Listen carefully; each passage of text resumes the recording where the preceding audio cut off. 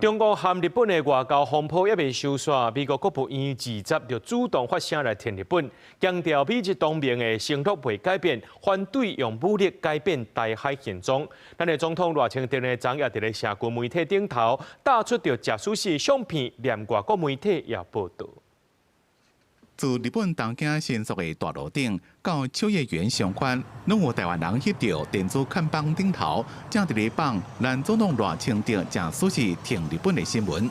有网友讲，伫电车顶夜头就看到，讲是台日友好的上好宣传。伫中日外交风波几落天了后，美国国务院副发言人皮戈特伫网络平台讲，美国对美日同盟抑个日本防卫的承诺坚定不变，反对武力协议改变现况。The problem that we're facing with the punishment of Japan by China for statements by the Prime Minister is concerning.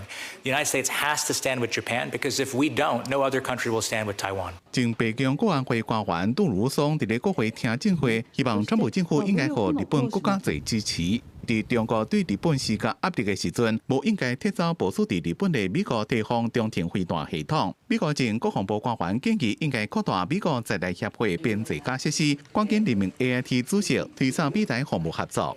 There's simply not enough space to put people that need to be on the island to help execute current U.S. policy objectives in the security and other domains. Giving the Six Assurances legal force could help to stabilize U.S. policy toward the Taiwan Strait.